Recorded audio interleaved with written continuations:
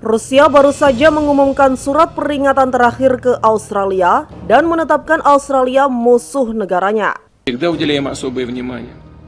Великое, без достойного ответа подобные действия мы не можем. Все нас хотят где-то укусить или чего-то от нас откусить, но они должны знать, те, кто собираются это сделать, что мы зубы выбьем всем, так чтобы они не... Или вернее, причина одна сдерживания России. Чем она сильнее, самостоятельно становилась Россия, последовательно она отстаивает свои национальные интересы, тем больше стремления со стороны ее ослабить.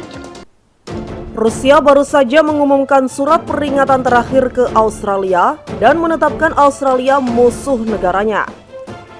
Hal ini tentu sangat beralasan karena hubungan Indonesia-Rusia punya rekam jejak panjang dan positif. Rusia lebih memihak secara total pada Indonesia, mengingat Indonesia adalah sekutu lama Rusia, dan juga karena tentu Indonesia sangat berpengaruh secara militer di Asia Tenggara dan Asia Pasifik, bisa menguatkan diri dari pengaruh sekutu yang hanya mengambil keuntungan pribadinya saja. Rusia sejak lama menganggap Indonesia sebagai negara penting di Asia Tenggara dan menganggap induk sekutu Uni Soviet di masa Perang Dunia II. Rusia rela melakukan apa saja mulai dari keamanan, kedaulatan, ekonomi, perdagangan, dan lain-lain. Setidaknya sejak awal Indonesia merdeka, Rusia lebih tidak ingin Indonesia dikuasai oleh sekutu. Uni Soviet disebut dalam pelajaran sejarah Indonesia di era Orde Baru sebagai pendukung dari peristiwa Madiun 1948. Rusia mengecam keras Australia terkait sanksi yang diberikan tetangga Indonesia itu kepada Moskow. Saat ini Indonesia sedang dilanda konflik yang disebabkan oleh pemerintah Australia karena sengaja menyadap Presiden Indonesia dan petinggi negara lainnya. Secara tidak langsung, Australia telah membangun konflik Asia Pasifik. Kami percaya aksi Australia sangat tidak dianjurkan dalam hidup bernegara dan menjadi keputusan yang melanggar hukum Perserikatan Bangsa-Bangsa dan bertentangan dengan hubungan bilateral, bertentangan dengan penguatan kerjasama regional, kata Duta Besar Rusia untuk Indonesia di Jakarta. Dalam wawancara dengan South China Morning Post, ia pun mengatakan Australia adalah satu-satunya negara yang menyulut konflik besar dan satu kasus yang berat. Karenanya, ia menyarankan negara itu agar hati-hati.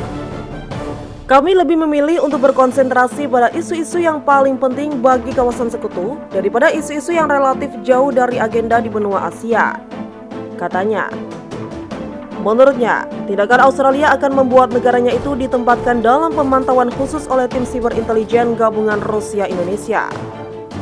Kesepakatan ekonomi juga hanya akan diizinkan jika pengawasan ketat, serta Indonesia tak akan segan melepaskan keanggotaan Australia di G20.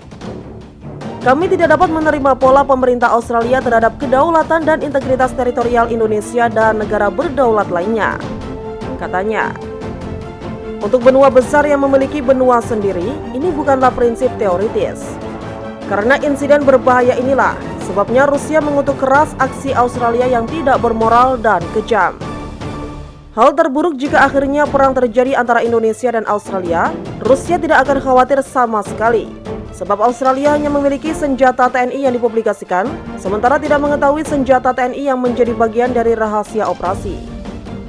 Tapi Rusia tahu betul kekuatan Indonesia saat ini. Indonesia bukan tandingan Australia. Dan itu jika tidak dibantu aliansinya sendiri, yaitu AUKUS. Jika tiga negaranya itu ikut campur, terpaksa Rusia turun tangan.